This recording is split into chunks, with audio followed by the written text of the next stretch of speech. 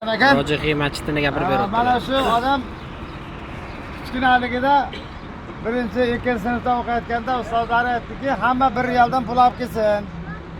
Ertaga mana shu Arslonbob degan ziyorat joy bor. Shu yerga boramiz. O'sha joyni ziyorat qilamiz degan ekanlar. Shunda bu kishi uylarga kelib domla aytyapti, 1 riyaldan pul berar ekansiz desa, otasi bolam pulimiz yo'q bizda. Qanday qilamiz? Pul yo'q. Yo bermasangiz bo'lmaydi deb turib juda ko'p e'lanadi. Onasiga aytadi. Onasi ham aytadiki, bolam otang bo'lsa berar edi, sendan pulni ayarmidi, ammo kambag'alchilik pul yo'q. 1 riyal pul qayerda endi, u osmonda deydi. Xullas, men deydi yosh bolaman, yig'ladim, yumaladim, dod dedim, voy dedim, baribir o'sha pulni topolmadim.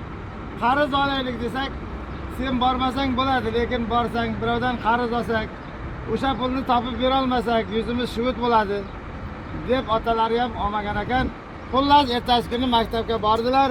Maktabga borganlarida ustoz hammadan pulni yig'ib oldilar. Ana shunda bu kishiga qani Sulaymon, sen ham olib keldingmi deb so'ragan ekan. U kishi aytdilarki, yo'q, pul yo'q dedilar. Shunda xafa bo'lganligini bilib ustoz aytgan ekanki, bitta savol beraman. Shu savolga javob bera oladigan bo'lsang, senga men o'zimning nomimdan beraman dedi. Xuddi bizdagi hali 2 kara 2 necha degan savolga o'xshagan oddiy, hamma biladigan savolni bergan ekan. Bu kishi javob bergandan keyin mana deb turib o'zini kissasidan olib bolalarning puliga 1 riyalni qo'shib qo'ygan ekan. Men dedi, rosa xursand bo'ldim dedi. Endi xursandligimning chegarasi yo'q dedi. Oylar o'tdi, yillar o'tdi, kunlar o'tdi, katta bo'ldim, o'qishlarni tugatdim, harakat qildim, institutlarga kirdim, pul topdim, ishladim katta ishlarda, lavozimlarda dedi. Va juda ham badavlat bo'ldim dedi. Bu kishi o'sha Saudiya davlatidagi eng boy odamlardan bittasi. 200 ming tum xurmozori bor. 200 ming tum xurmozori bor. Yillik daromadi nihoyatda katta bo'lgan. Bu kishi o'lganiga endi yaqinda bir 2-3 yil qoldi. Ana shunda bu kishi keyin aytadilarki, bir kun o'tirib bexosdan o'sha ustozim esimga kelib qoldi. Shu ustoz bormikan? Birdan oshnalarimga, jo'ralarimdan so'radim. Shu ustoz bo'lar edi shunaqa vaqtda. Shuni topib bera olsalarsizlarmi? U kishi aytdiki, topamiz deb izlab surishtirib topdilar. Va Makka, o'sha Saudiyani bir chetidagi qishloqda qarib qolgan ekan, o'sha dars berar ekan o'sha joyda. Va borib o'sha joyga borib u kishini ko'rib, joylarini ko'rdi, nihoyatda xaroba, kambag'alroq bo'lib yashar ekan ustoz o'zi ham. O'shalarni ko'rib, keyin qaytib kelib, o'sha mashinasiga sovg'a salomlar u bu narsalarni solib keyin borgan ekan. Ustoz qiynalganidan endi o'sha falastinlik bo'lgan ekan, Falastinga ko'chib ketamiz deb turgan ekan o'sha davrlarda. Bu kishi aytdiki, siz meni tanidingizmi? Yo'q, tanimadim. Sen kimsan? Men Sulaymon. Qaysi Sulaymon? O'sha yoshligimda Arslonbobga boradiganda 1 riyal o'zingizdan qo'shuvdingiz. Sen o'sha bolami? Ha, tanidim, endi esimga keldi deb turib, o'sha keyin aytgan ekan. Xullas suhbatlashib o'tirdi. Nega kelding? O'sha 1 riyalni qarzini uzmoqchiman. O'sha 1 riyalni sizga bermoqchiman dedi. Sen qiziq odam ekansan-ku. O'sha katta poytaxtdan shu joyga kelish uchun qancha benzin xarajat qilib kelding? Endi ana shu 1 riyaldan ko'p xarajat qilgansan-ku. Shu arzimaydi-ku endi u kelishingga desa, yo'q. O'sha 1 riyalni haqqini bermoqchiman. Shunda aytadiki, ustozga yuring dedim, mashinaga mindirib oldim dedi. Dengizni bo'yida katta bir imoratim bor edi dedi. Dam oladigan joylarim, o'sha joyni shu kishiga berdim, sovg'a mana shu sizga dedi.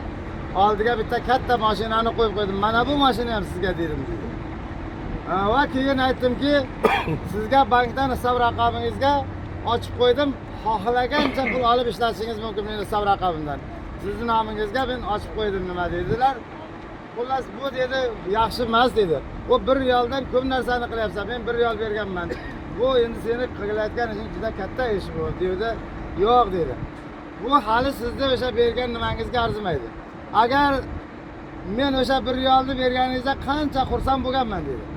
Men shuncha narsa beraman, hali siz xursand bo'lmayapsiz dedi. Endi siz xursand bo'ling, yana Xudo xolasa nasib bo'lsa dunyoni xohlagan joylaringizdan sizning nomingizga 100 ta masjid qurib beraman dedi.